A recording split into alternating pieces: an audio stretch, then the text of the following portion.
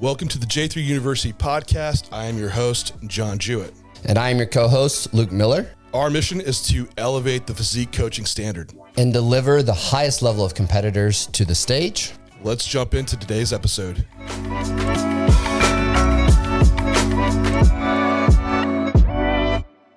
Managing multiple shows. And this can be a tricky one. It doesn't have to be a tricky one, but we see it from a week out all the way to you have 8 to 10 weeks between a show. And there's a lot of different ways that we need to manage those situations. So that's what we're going to dive in today, and setting out the framework of chronologically, where would you do in each situation, and also have to consider the needs of the athlete from the first show. And that usually is the starting point for guiding some of those decisions along the way.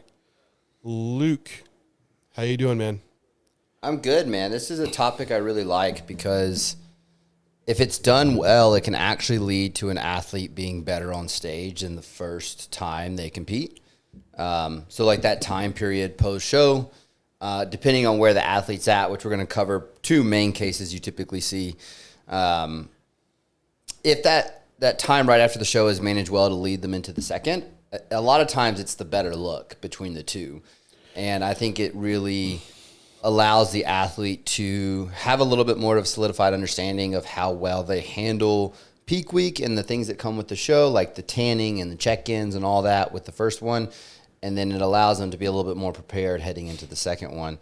So there's two main situations. I'm going to defer to you about which one you want to hit first. But the two that I see is the person that was ready for the first show, and now they just got to string it along to the second. And then the person who didn't quite make it to the first show, and then now you got to make up that gap kind of headed into the second. And I think it might be beneficial to start with the ready, because we kind of talked about being ready early in the last episode. Sure. Yeah, we can go there. So they were the person that was already ready ahead. Yeah. They nailed condition on show day. And what I would say for any one of these situations is that you need, there is body fat readiness, but there's also a level of competition readiness to consider too. So with someone that, whether you're ready or you're not ready, condition-wise, you also have to look at muscularity-wise and what areas are you able to improve upon leading into that next show. It might not make sense for someone to compete again, even if they were conditioned. So if you're judging feedback and you clearly see it, people wait for judges' feedback. Usually it's kind of generalized, but if you were way off muscularity-wise to where you're just not even close to in the mix, does it make sense to keep going on? And that's something to weigh out, whether you're conditioned or not. Is improving that condition enough to make up maybe for areas where you didn't have the muscularity to then go on to that next show? Now, even someone that's inexperienced that might need to gain the experience of competing, that's another point to consider. If it's, it's a week or two away, get some extra experience. We know we're not going to vastly improve it, but it's worth doing. Sure. But I think that's at least some initial thoughts that need to happen. Now, for someone that is ready ahead, they were on point condition-wise, the next thing to consider is the timeline, because we don't need to keep pushing fat loss to occur into the next show. That was nailed. So how long do you have for the next show kind of lays out, and what I do is reverse engineer the prep again. So what you can do is, say you had someone that's 3 weeks to the next show or 8 weeks to the next show. What do they look like when they were 3 weeks out from the current show? Now, if they're ready ahead, we might need to subtract that time, right? But for easy math here, we look at when they were 3 weeks out from this first show, what was body fat looking like, condition? If they were 8 weeks out from the show, what was that looking like? So we have a timeline of how fast we need to pull them back down.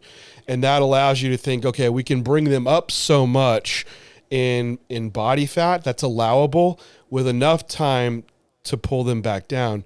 Now, I think if you're under the 4 week out mark and you are ready for your show, you're not really going to have a moment of bringing body fat back up necessarily, because what's liable going to happen is that you're going to have someone that celebrates post-show perfectly fine. The first week is kind of cleaning it up, getting back to baseline. You're going to have 2 weeks of actual solid training in, which is just going to be training at a higher food amount, low cardio amount, and then peak week here's there again.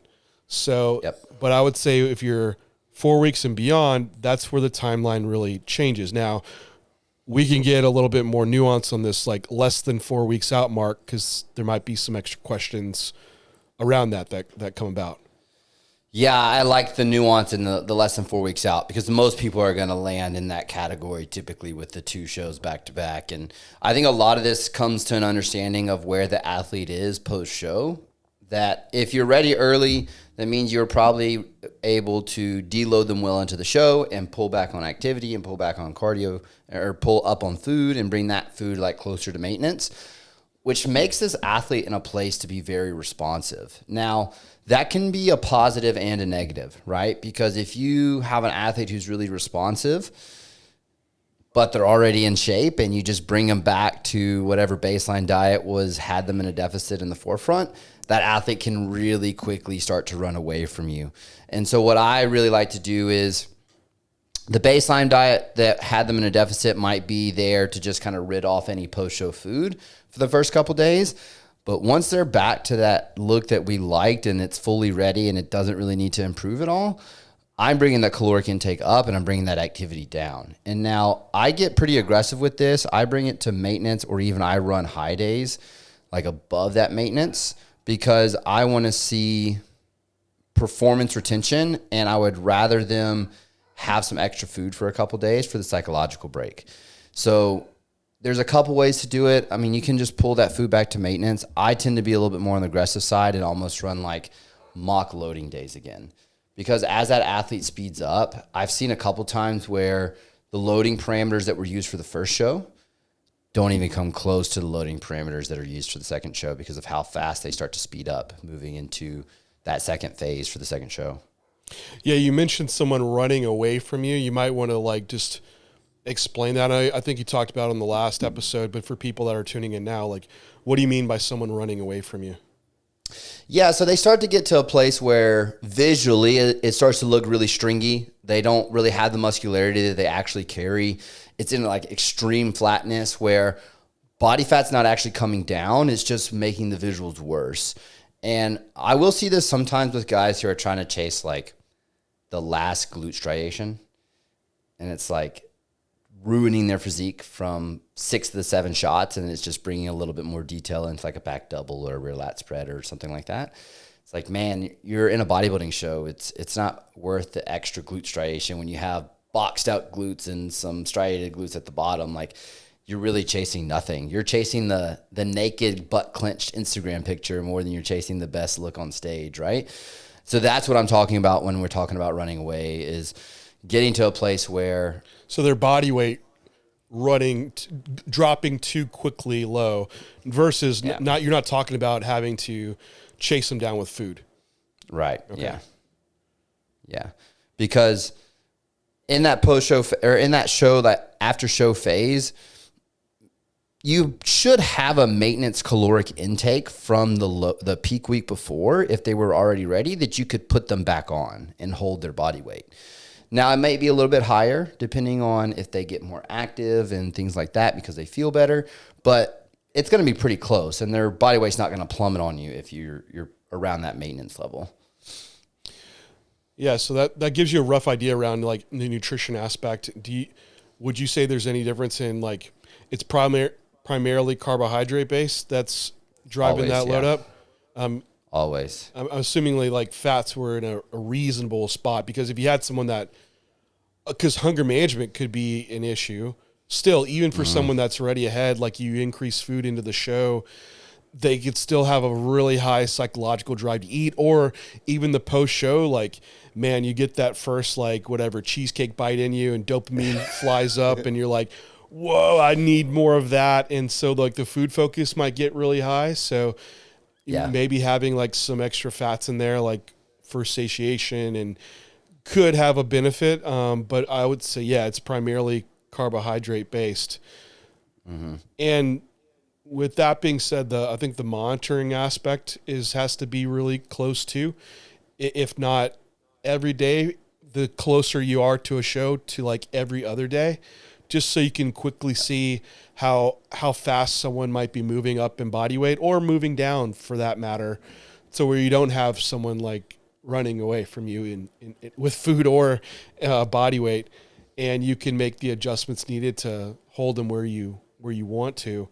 So yeah, bringing the food up, and I'd say, for if true maintenance, you also have to consider the output side, which the essential thing for someone that's already ahead is that we're able to bring down cardio during peak week to a level that could be considered a maintenance and sustainable amount of cardio. And that's usually the goal I try to hit, but it's not reasonable for everybody because some people take a lot more to keep that condition down.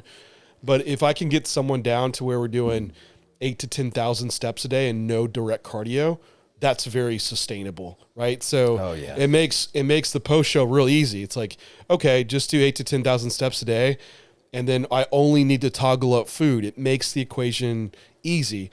The other case is when you have someone that already had a baseline of cardio, say they had the 8 to 10,000 steps and they were having to do 30 minutes of cardio, and then they get into last days before show, you drop out cardio just to, remove fatigue. That's what's going to happen. But that might need to come back in like right away. But that's kind of your baseline, right? And you can work off of that from there. Yeah, I think the activity metric I do see is they feel so much better post-show that steps can start to wander on you on the high side pretty quickly. I think the quality goes up, Yeah. You got some pep in your step now, right? Like you're not just walking. You're like you're dancing while you walk. You got swag to you. You're in the gym, like you got some extra movement around to you. I'm no longer on the podcast, just like hanging over the mic, right? Like I'm kind of moving around. So I think just your non-exercise activity thermogenesis like increases some. So that's why you might see someone that's now able to eat more food and maintain. And there's an adaptive component as well to it. Like we could have XYZ person and, person X, we up their food 500 calories and nothing happens. Mm-hmm. The other two people, one loses weight, the other one gains weight. So there's going to be some shift in individual variance within that. But that's why we're going to watch someone close. And after you work with a client through one of these stages, you relatively will know the person that has food just stick to them versus the person that adapts and will quickly have to keep moving food upward. Yeah, now the PED side of the equation is something to bring up as well. Like, what do you do with PEDs? Yeah. Because that sub 4 weeks out mark, there's a couple ways you could do it, in my opinion, depending on whether you even pull it for that first show at all or not. I've had situations where I haven't for the first show and dropped it out for the second and just left it alone because I knew from a quality perspective, the physique for a regional show, I wasn't going to toggle it for the first show to bother it with it. If it's like 3-4+ weeks out, what do you see as like the solution for that as far as reintroduction, leave out? Like, where do you sit there? Again, it's back to what do you need? And it's always ask this question before you, like, with cardio, nutrition, PEDs, what does this person need and why? And that should lead your decision-making process. So if you had someone that was already ahead, what do they not need? More fat loss? Okay, well, that already guides some of the PED choices, right? We're not going to need as much clenbuterol, as much yohimbine, more the lipolytics side of the equation. What also will that helpfully do? Like maybe improve sleep. That would be nice. Now there might be a baseline that needs to stay in there just because you're still low body fat. So energy is not ever going to be like it is when you're at a decent body fat level. And so it has to scale from where they were at. So if they were on 100 micrograms of clen, maybe a 50% start point, and then you could move it from there. Maybe they already had all that stuff out because they were already ahead and they were only using 20 micrograms of clen. Well, then it comes down. Now, other agents around them. This could be a whole podcast in itself. Like thyroid's not coming out. No. And this is within the context that you're using within physiological norm, which is what we do. And so thyroid's, if you're that lean, thyroid function's not coming back up. It's likely still going to be suppressed, and the realism of pulling labs is not likely. So like thyroid hormone, it's at like a replacement level.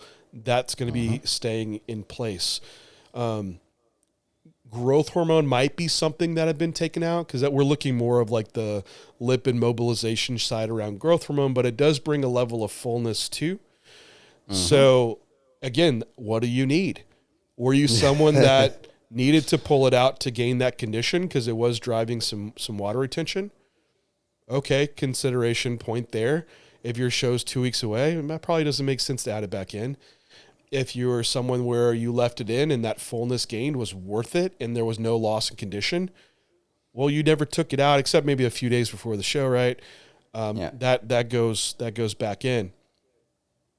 Now, were you someone that was peeled to the bone and you could have been fuller? There might be a consideration point for using a little bit more growth hormone and see if that drives the extra fullness. And that gets into then the actual anabolic side of what guides our dosing decisions. And this comes down to muscle retention needs. That's the main mechanism that this drug's working through, right? The androgen receptor to build tissue and retain tissue. So if you're in a situation where you're contest lean, for one, you are more susceptible to muscle loss for sure. However, Absolutely.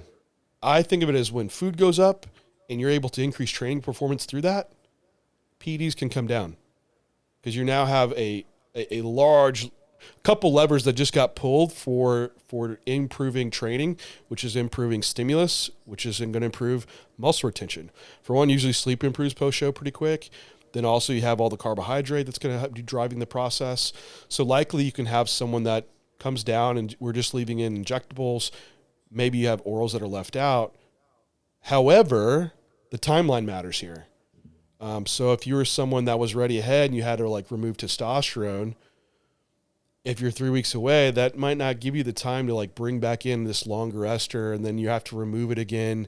So it might make sense like to just leave that out and you just bring back the baseline that you had in place leading into that show. Maybe you could use a little bit less, or even some orals might be able to have some reduction in dosages there.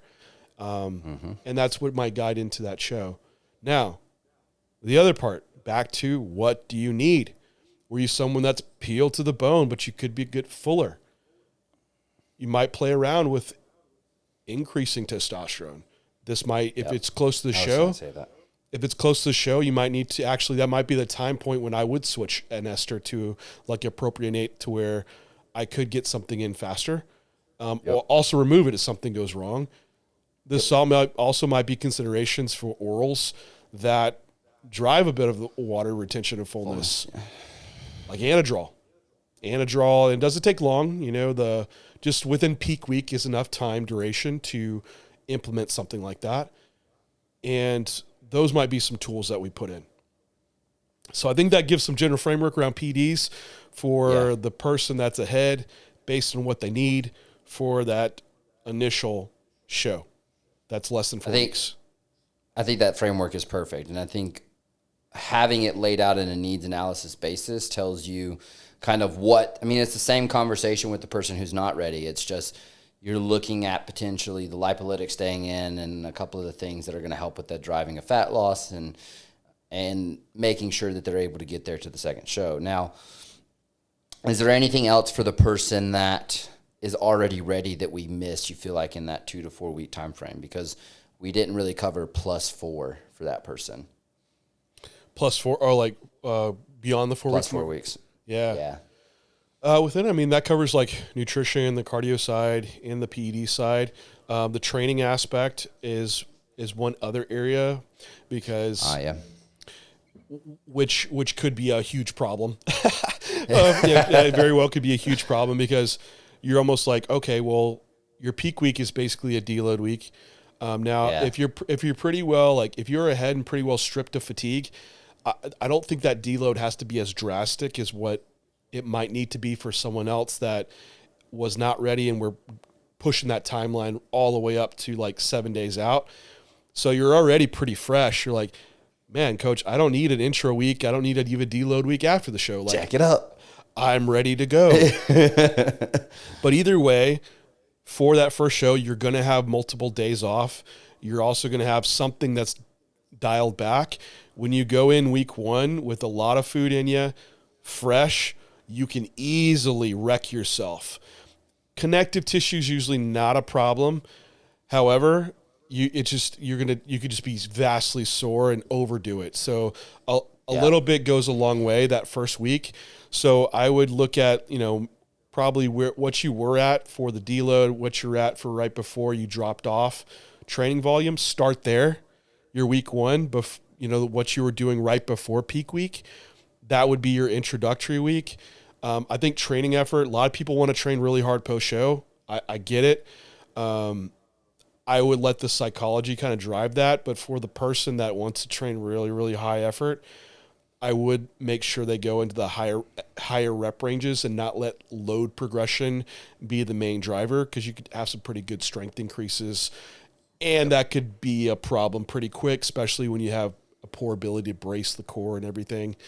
So that would be the first week, and then assess from there. Like that week 2, likely I'm just going to hold volume the same because the quality of those sets is going to be so high, and then we're quickly going to run into peak week. So I think that would be the guiding principle there. Like your training volume prior to your peak week, that's what we run immediately post-show. You can train hard, but then right when we run into like that next peak week show, we deload again. Would you agree like roughly on that, or would you like be pushing volume up more or anything? The only other thing I would add to it and fully agree with you is not making training changes. There's a likelihood for people wanting to introduce new movements and, my back was, I got fuller. beat from the back. I need it fuller, I need to train it more or whatever. Like, don't do that. That's so dumb. Like the novelty of movement introduction and different volume landmarks and all that kind of stuff is just going to make landing it for the second show that much harder. And so you really just need to get back to baseline and introduce the training at a moderated effort relative to the individual, and then continue on. It's not going to make a difference trying to throw a whole new program at someone. Yeah, just keep in mind, like the body parts, usually weak body parts, or one that goes flat quick, throwing more volume at something that does that is likely going to make it worse and worse recovery from it. It's probably the opposite of what you want to do during that time period. And you're also in a pretty poor position to accrue new tissue. So just consider that for like that shorter time window. But that brings us to the longer time window, right? If you have 4+ weeks, which for a amateur earlier on competitor, I wouldn't usually advise that, because why? It's just usually taken away from off-season time to move up to that next level. Outside of the people that they just have low show availability and it is what it is, and you're like taking a good strike at the calendar year and then realizing you're going to have time on the back end to have off-season. But for like pros, like this is real realism. Like qualify for Olympia, you might have 12 weeks to Olympia. So what do you do with that time period? Is that an off season? Do you count that? Is that a hold? Like it's still Is it a hold phase? Still all prep. Still feels like prep. It's an important question to ask too from multiple viewpoints. I'm going to start mine from a health perspective in a needs analysis for that athlete. So we obviously have to do a couple things when it comes to, and this is probably going to be more closer to the 8 to 12 week mark type of a conversation rather than like that 6-ish, but the PED ramping or like anything extra on top of what you're already doing for the contest prep is just so unnecessary. This is not your time to off-season blast into the Olympia or anything along those lines, right? I think, or even just that later show date. One of the best things you can do for an athlete is give them what they need. And if you have time to bring someone's body fat up, the recovery capacity is moving up so fast. The amount of compounds that it's need to retain that or even slightly progress is so low. It's going to be down close towards their baseline, where we're not going to be skewing health markers to the point that could end up ending the prep anyways. And that'd be kind of where my main contention would be for the people that are trying to extend this out in that 8, 10, 12-week time gap. 6 weeks is a little bit kind of, you start getting to that 5-6 week mark. It's still needs-based, but you're probably going to hold it fairly similar. It's going to drop a little bit, kind of like we discussed in the other scenario. But you start getting into those longer time dates, man, like you're starting about potentially cutting a prep because of health metrics going too far. Yeah, being ready ahead, like you were running, like, and this is like, say my a good example was my 2021 prep, which I was going to bring that up. It nearly goes back to 2020. I basically prepped for like 2 years, but for 21, I was in shape for most of the year, which is prep cycles, right? So how do you manage health throughout that? And you have to have planned times where you are pulling back, and you have to have a rationale of like, well, when makes the most sense to do that? And absolutely, immediately post show makes the most sense. Yep, 100%. Like you're going to have, for one, all those things you were taking, like those esters, like a lot of them are longer acting. So you still have 3-4 weeks where those are still elevated. Then foods come up, like body weight comes up, like training's going to be phenomenal. You don't need more on top of it at that time. Like this gives you the opportunity to have amazing training and pull back on gear, restore some health to a degree. Then you're in a spot where you're lean, you have great training, low PEDs, now move it up. And you're in a better spot to actually grow tissue. Versus the other option, immediately post-show, like food's up, health's not that great, you throw more at it, where do you find yourself 3-4 weeks later? In a worse spot, right? Health is even a greater detriment. Where do you go up from already being at the ceiling? There's nowhere else to go with PEDs. So to have this incremental waving that occurs, like that made the most logical sense in what I was doing all of 2021, where I had weeks where I would pull back and just hold that with just food easily. And then bring everything back in as I was needing to pull back down, right? Because food goes down, usually PEDs are going back up, and that's kind of the guiding choices around that. And I've had it, like, I keep thinking on this for this show that I'm going to do for Chicago. Man, I can be such a head case with 212 and open. It's frustrating, man. It really is, because I didn't even tell you today. Like, I woke up and, man, this is like pretty ready. It really is. Yeah. And I'm like, oh fuck, I'm like 5 pounds away from weight. So, and I would like to do an open show, right? So what is that? What's the best timeline to do that in, right? You hit a 212 show, you pull back gear, let food guide up some body weight, then push it into an earlier show, because you got to think about maybe the Olympia might be in the equation, or do you wait for like as close to the Olympia you can get, but enough time to pull it back down? So this is, I say all this because that's the mapping process you need to think about for being strategic with your show, and when you're going to drop in these tools to utilize them. Because I'll tell you now, a lot of guys are just like, they don't think it out, and it's just, well, I'll just keep running gear high all the time. But when you get into the pro level, hell, even the amateur level, you have to re-qualify. You might have to hit multiple shows. Then if you qualify for Olympia, that might be months away. And you find yourself only being off for a low dose for six weeks. And 4 of those weeks are still letting esters clear.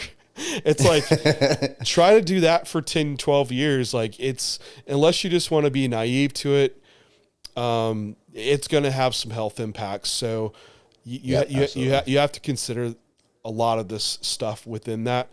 and how you're going to play those cards. But for the person that has 4+, but definitely 6+ weeks, pulling back the first few weeks and then bringing it all back in makes the most sense. And Absolutely. I realize every show feels like it might be the last one, right? Like, but it's the Olympia. Like, what if this was the last Olympia? And then you're like 8 Olympias later, you're like, what if this is the last Olympia? So you don't know. It's like you're trying to ride. I can't even say the balance of it, but it is kind of the balance of it, right? Like pushing enough, but not too much. Yeah. I think a lot of it for that athlete in that over that longer time period is, you kind of pointed this out already. As food comes up, training performance comes up, the drugs come down. As it starts to come back down to make it to the show, then you've got to bring it back in for retention purposes. I think that also guides the decision making about how long do you stay out and how long do you stay in. Because we kind of pointed that out already. You're just bringing it to a point back up from a body fat perspective where if you spend that time dieting and back down, you're still ready ahead of time. So what that may look like is if you're 8 weeks out from your next show, you want to be ready 2 weeks ahead. You have 3 weeks to pull body weight up, 3 weeks to pull that off, and you've got a wiggle room week if you need it, and you kind of go from there. So if you math that out, that's like 3 weeks of like growing. No, it's not. No, you're not. You're not growing shit in 3 weeks. You know, so like just get that out of your head. Like that shit's not happening. Psychological relief more than anything. Psychological relief. That's simply all it is. You're simply preparing yourself for the next pull down is what you're doing. You know, and you might get really glycogen super compensated and crazy full, like the perceptions there that you just added some tissue on. But in 3 weeks, you're not adding on a bunch of muscle. Think about how long it took you all year long to add on like a few pounds of stage weight. So in 3 weeks, it's not happening. So I think that that can just put the nail in the coffin around the post show. I'm going to blast and grow a bunch of muscle. Yes, there's guys that do it, and I've seen people that give the N of one of like, but this guy, yes, it will happen. That'll never happen again to that guy. And also that can't be your plan for the next 15 years. So let's make some consideration just into that. But for just, if you have only a 3 week timeline of doing it, it's just not worth pursuing. Like those situations where that happen, usually it's like they have a 12-week like kind of post show phase, you know? Where they could actually string together some like progress. And I will say on the PED side, like if you're enhanced, you're going to be able to drive new muscle tissue building and a leaner body fat state than you were if you weren't enhanced, right? So that the timeline to be able to build tissue is going to kick in quicker for the enhanced guy over the natural guy. I think that brings us to the guy that was fat on stage first time, huh? Yes. It's a shame. Which it makes it a little simpler, right? Like, hey, you're still fat. Yeah. You keep dieting. You keep dieting. Yeah, I've had people where this has been the case, and they've listened to our conversations about you need to bring food up because someone's probably going to speed up and all this other stuff, and then I send them their plan, and it's like calorically very similar to where they were kind of leading into that deficit. And I can see it, right? Like the psychological, like, well, what the fuck, Luke? Like you said this on this podcast that you bring food up. I'm like, yes, but in the context of that conversation, the person was ready. And so it can be a psychological management more than it is a variables management because, like we said, an athlete should be pretty responsive coming off the back end of a show. Yeah, they should be, but it's not everybody.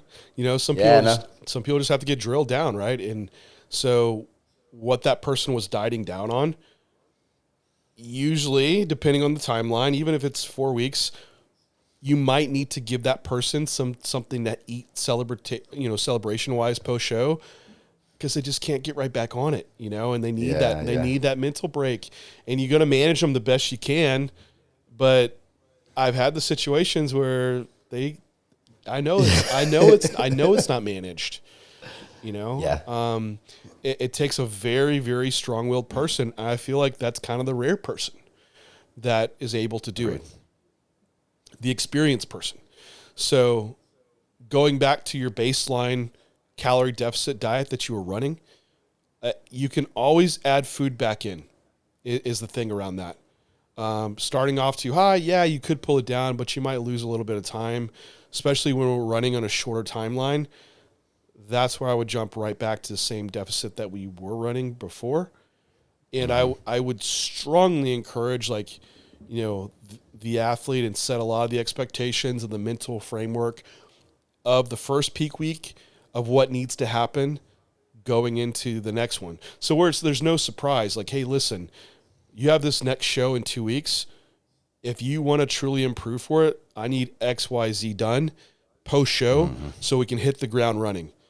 If that doesn't happen and you want to enjoy food, it's likely you're going to bring the same look to stage and it won't make sense to do the next show. So they already know. So it's at that point, it's in their hands, right? Not on coach to be like, whoa, hell, why didn't you tell me, coach? It's like, no, this is all laid out of what the expectation is, because you just don't know. You might not know someone's response if they're a new client that you're working with. So I think setting the mental aspect around it up front for them can really help guide it. And then it's also right back to the same cardio output level that I had prior to peak week as well. I might, depending on how much I tapered it down, I might taper it up slightly, because if you have someone that is pretty fresh and they jump in the deep end of whatever, 2 45-minute sessions on the stairs, it might quickly bury him again. So that is like the one caveat I'd say, that because usually for those individuals, the cardio aspect's tougher than the diet aspect. As much as they think it's like, I'm really hungry, like we're all hungry and want more food, but what ruins a lot of the look is that fatigue driven from a lot of step counts and high cardio. So that is one area where I try to not bring it up as quick. Do you do the same with that, or do you find it doesn't matter as much or like depending on the person's adaptability to their cardio load? It's very timeline dependent. Like there's been 2 cases for me, like Kelsey, when she won her Pro Cardio Universe, going into Europa, I told her, I was like, hey, you're ready for regional stage. You're not ready for Universe. And I was like, it's literally just going to be exactly what's in your plan come Sunday, right after the show. And she just did, full cardio, normal baseline meal plan. And she ripped off like the last like 5.5 pounds in like 7-8 days, right? But we only had 2 weeks time frame between Europa and Universe at that time. I've had some athletes where, and I look at this from a rate of loss perspective. What was the rate of loss coming into the show? If you spread that rate of loss across the X amount of weeks, does that get us to the end point? If it gets us ready before the end point, then I'll taper it back. So I've had a couple of situations where it's like 6 weeks between shows, and the rate of loss we were running has us ready like in 3 weeks' time. So I'll dial that back a bit. For me, it's more about, can I keep the rate of loss moving to have them ready? Because even if they're ready 2-3 weeks ahead, then I just start the diet break deload then. I'm already pulling the modality beforehand down to the least impactful one before we even get to stage 1 typically. So from a modality standpoint, they're probably using a very low impact, where if training's not full bore and they follow the instructions of reintroducing training well, typically I'm not pulling back on the cardio unless the rate of loss gives me the time to do that. Yeah, no, I can see that and agree on it too. And with the cardio side, yeah, I would be in agreement. I don't think I have anything else like I would change around that. Do you even really differentiate -4 and +4 weeks for the person that wasn't ready the first time, other than relative to the rate of loss? I mean, I don't want to put like it's some hard number on it. You know what I mean? Yeah, that's what I'm saying. I mean, it just to have. I think we as humans, we just work well with like some type of number to go off of. But that the 4 week isn't like, oh, okay, all of a sudden I can do this way different. It might, at 5 weeks you might have to be doing the same thing. One other point around that you brought up around that rate they were moving at prior, is you need to consider, if it's so slow and you're already doing so much, that it might not make sense to just have them keep going on. Right? Yeah, Like, I would agree with that statement. if it's like, okay, we have 3 weeks to keep improving, and you have someone that's like, man, it's like 0.2, 0.3 pounds per week, like, and they have, 5 more pounds to go. It's like, man, you're going to pull maybe another pound off this person and like drudging them through the mud to get there. What does that look like for them off season, like post show? Is that going to be a bunch of like binge eating, fatigue, like issues to manage? What is the ultimate goal here for this person? What does it look like years down the road competing, not just what the next 3 weeks looks like, especially for the female side? It's like, why are we still competing? What are you going to gain from this second show? It might not be worth it. So if you have looked at that fat loss rate and it's that slow, it might be time just to wrap it up and explain the math to someone, because it's hard to really argue around logic and math. And you're going to have some people that are very emotionally driven to want to get back on stage or improve or have redemption or something like around this lines. So you have to just appeal to logical side that just, there's no way you can even out argue it, right? It's like, this is the rate of loss. You have X amount to go down. We just can't do that in that timeline. Like, oh, okay, that makes too much sense, coach. I can't argue with you. So the other case is, yeah, you have someone that actually can do it, and that would be perfectly fine. Yeah. Would you say about the PED side, to go ahead and address that? Yeah, it's lipolytics for someone who's not ready is probably going to stay fairly similar for me. Yeah. There's some I might have pulled out during peak week just from pulling back on the amount of stimulus that's there kind of the last few days, but that's going straight back in for me. From a other consideration as far as the androgen load exposure, for me, they're still not doing anything to improve the training stimulus. So I have to keep it at a place where it's retentive, and that's probably not getting dialed back either. Because for me, they're still in prep mode. I almost see the first show as like a diet break, where it's like, okay, you get to do this thing. It's cool. You get to get on a stage, but it's really just a diet break before we do these last X amount of weeks before the next show. And so I don't even really view it from a variables perspective of like PEDs changing a whole lot, other than if you kept growth hormone in, dropping that out. But if you have a long time duration, like let's say you have 5, 6, 7 weeks to that next show, I'm keeping growth hormone in for the lipolytic portion of it, and that's not getting dropped out. But you get in those like 2-3 weeks out marks, I might be dropping that out for that. But that the PED side doesn't change a whole lot for the person that's not ready for me, because it's a continuation of prep. It's just a continuation of prep for me. And I'd agree. Like, if anything, as you're digging someone deeper, that actually might go up some for even the longer timeline. And that could be what you would see within that individual, especially if it's longer, like 6+ weeks or whatever, because they come down that much more. Now, they might have to where they get ready ahead, and that changes slightly some. But even for the longer timeline, I feel like all this still stays the same, because we're still just trying to get them there from the get-go anyway. I think the only difference is you might be able to make sure like they have some downtime post-show for a couple days to like have the mental reset enough to where they can get back into digging, with the caveat that I don't mean by that, hey, you can go eat, all you can eat for 3 days, because we're going to be back to like needing even more time to diet down. So it's that's the only thing I would change. I would still want to keep them moving, and then if we're ready 2-3 weeks ahead, even better. I just want to get them there. So I feel like much changes around that. The last one that I would discuss within this or the last portion I would say is, there's a lot of people who get a pretty big dopamine hit from being on stage, and I've seen it change the second show they want to do a couple times. How do you feel about that with the athlete that's not ready? Because I start to prep is an emotional state. You do things that they say don't make big life decisions while you're on prep. There's a reason for that, because emotionally you're just extremely charged and logic starts to go out the window. And you get something that feels good, right? Like you get second place, you get a trophy. I'm going to hate that because I hate losing. But for some people, that's a big dopamine hit. It's like, oh, I get a reward for all this work. I want that reward again. And it's really easy to say, I know we have 6 weeks to the next show, but I think we just need to do this one 2 weeks later. And they're not going to be ready within 2 weeks because they need that 3-4 weeks. It's like, what are you doing? You're just repeating what you just did of not being ready again. Yeah, I think it goes back to appeal to logic and not the emotion.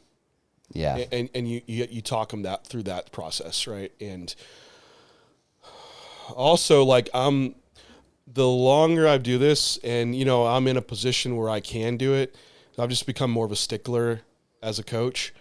And same. Again, and I would tell my younger self to do it differently, because I realize some people feel like they just have to do everything their client tells them. And the client wants to do the show, like, you better do the show because you don't want to lose that client. But you're going to lose a lot more opportunities putting someone on stage that's not ready versus someone that is ready and you made the right call, or you have one less client on your roster, but all the clients you do put on stage look right on. So if I had someone that's like, coach, I want to do this show and I don't care what you think, well, then why'd you even fucking hire me as a coach then? Because I agree. I should be running at least some of these major calls. Well, then you can figure that one out on yourself. I'll have to sit this one out, and you can find another coach to handle it. That might change that decision. It also might wake them up too. It's like, oh, damn, like this really must be an issue, right? So I think, don't be scared to take the authoritative role that you are supposed to be in as a coach, and help guide those athletes to what their real goal is. Like, what is your real goal in this? Is it trying to get the highest level possible? That's not going to happen in 2 weeks. That's the timeline that I've laid out for you, and I want to see you get there. So I don't think it's just down off the gate, just throwing the negative at them, demeaning them for their choices. They don't know. So you're trying to guide them around, I want the best version of you and fast track you to your goals. This is how I see that timeline laying out. Are you on board for that? And they're like, yeah, that's what I want too. Perfect. So we're going to not do the show? No, I still want to do the show. All right. Peace. No, but. Oh, goodness. I don't know. I think we hit that really well. Is there anything else you would add to the person that's not ready? No, man, I think I'll wrap it up in there. If anyone has some questions below, you can throw them down and we can discuss them. So anyway, everybody, that is some framework around if you have someone that has multiple shows to hit, different timelines, how do you manage it? Hope y'all enjoy, and we'll talk to you next time.